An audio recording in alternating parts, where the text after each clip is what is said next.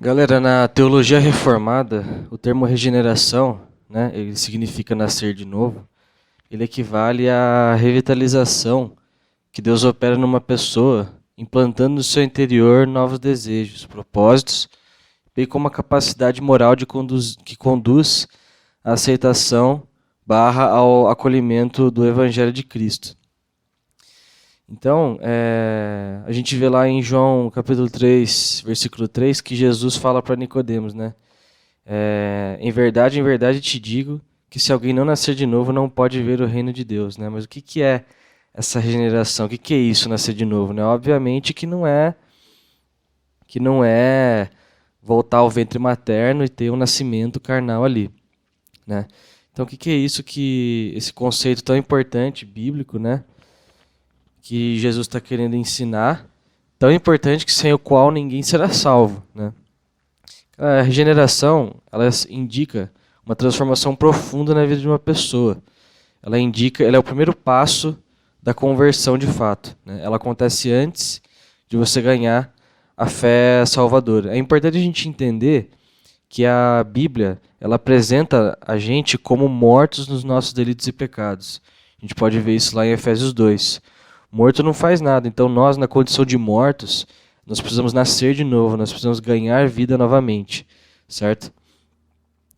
Ele vos deu vida juntamente com Cristo. O texto continua, né? E Jesus é quem te dá esse novo nascimento, né? Você não tem mérito nenhum nisso. É obra da graça de Deus. É importante a gente entender que a regeneração não acontece também necessariamente no ato do batismo, né? O batismo não vai fazer a pessoa ser regenerada automaticamente. Isso pode acontecer mais tarde na vida da pessoa, ou até mesmo antes, no ventre materno. A marca do verdadeiro regenerado ela é o prazer nas coisas de Deus, na prática das boas obras, a tristeza pelo pecado, o arrependimento, dentre outras coisas, né?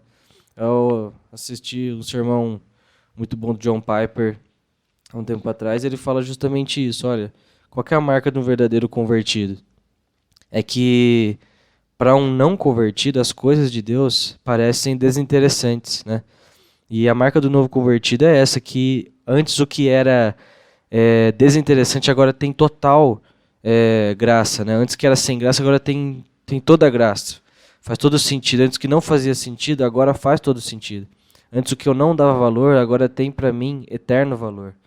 Né? É isso que a regeneração faz. É um momento na vida a partir do qual você olha com outros olhos o Evangelho de Cristo. Você se sente, tem muito mais interesse. Né? E aí, a partir desse momento, você começa a ter muito mais tristeza pelo seu pecado.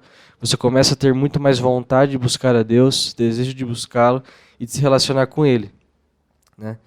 É importante a gente também entender que alguns ramos evangélicos acredita que a regeneração ela acontece com o exercício da fé. Ou seja, você conquista a regeneração pelo seu esforço ao praticar a fé salvadora. Mas isso está errado. A regeneração é uma obra de Deus. A regeneração é a obra miraculosa de Deus que nos leva à fé consciente, intencional e ativa em Cristo. Entendeu? Então a regeneração, a salvação é uma obra exclusiva de Deus. Né? Eu sei que é difícil a gente aceitar isso por causa do nosso coração mesmo, né? A gente quer pensar que a gente tem alguma participação nisso, que a gente tem algum mérito, que Deus me escolheu porque eu me dispus, né? Ou que Deus ofereceu a salvação para mim e eu tive pelo menos o mérito de aceitar, mas na verdade não é assim que acontece, né, pessoal? A palavra é bem clara que nós estávamos mortos nos nossos delitos e pecados e Ele nos deu vida juntamente com Cristo. Lá em Efésios 2, né? Em vários outros textos nós podemos ver isso, que é como nós podemos ver a salvação sendo apresentada como um ato exclusivo da graça de Deus. Né? Morto não faz nada, morto não consegue se salvar, morto não tem vontade própria, né? Morto não tem não tem como se salvar sozinho, né? Precisa que alguém vá lá e ressuscite ele, né? E foi o que Deus fez com nós, foi o que Jesus Cristo fez com nós, né? E Ele é o penhor da nossa ressurreição também. Nós só temos a certeza de que nós vamos ressuscitar no último dia, porque Ele ressuscitou também. Ele venceu a morte ele venceu, ele ganhou a salvação, ele conquistou por mérito a salvação e nos entrega de presente. Né? Eu acho que, infelizmente, se você... por experiência própria, assim, eu já constatei isso. Se você também faça o teste aí na sua casa, no seu bairro, no seu condomínio, onde você mora, sai perguntando para as pessoas aí, por que você acha que você será salva, né? 90% das pessoas normalmente respondem assim, eu vou ser salvo porque eu nunca matei, nunca roubei, eu nunca fiz nada de errado, né? Aliás, não, ela não vai falar isso, né? As pessoas admitem, não, eu fiz algumas coisas erradas na minha vida até, mas eu nunca matei, nunca roubei, não fiz alguma coisa tão grave assim a ponto de Deus me mandar ir pro inferno, né? Então, assim, o entendimento geral das pessoas é isso, que o inferno ele é uma punição para uma vida errada, mas se você teve algum nível de bondade, assim, então Deus consegue já te livrar. Mas não é isso que a palavra diz, né? A palavra diz que todos pecaram e carecem da glória de Deus e que o salário do pecado é a morte, né? Romanos 6:23, o salário do pecado é a morte. E quem tem pecado? Todos temos pecado. O padrão de Deus, o padrão do céu, não é nada menos que a perfeição. Né? Tem dois jeitos de ir para o céu. O primeiro é ser perfeito, que é impossível, e o segundo é ser salvo pela graça, que é o que os eleitos de Deus, é a maneira como os eleitos de Deus são salvos. Se você não tivesse pecado, se você não tivesse nenhum pecado, você não precisaria da salvação. Você iria para o céu direto, você é perfeito. Mas isso não é verdade. Então, a única maneira de nós ganharmos a salvação, de nós irmos para o céu, é ganhando a salvação de graça, de uma maneira imerecida.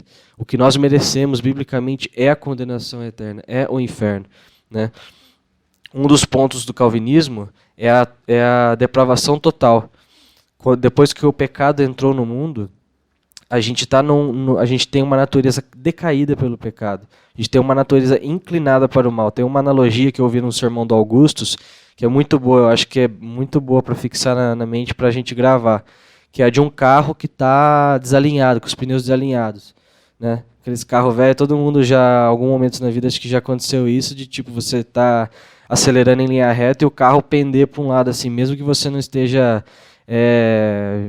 você não esteja causando essa curva, né? Só de ir reto, só de acelerar, o carro tem ali, ele pende para um lado. Assim é a nossa vida, assim é todo ser humano para o pecado.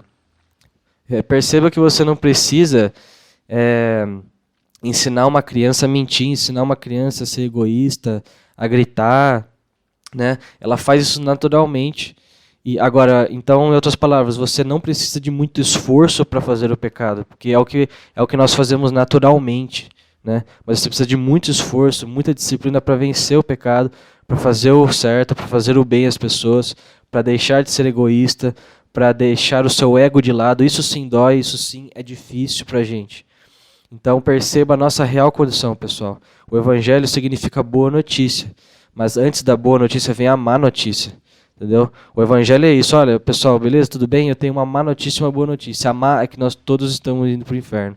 A outra é que Jesus morreu no nosso lugar e existe a salvação mediante a fé.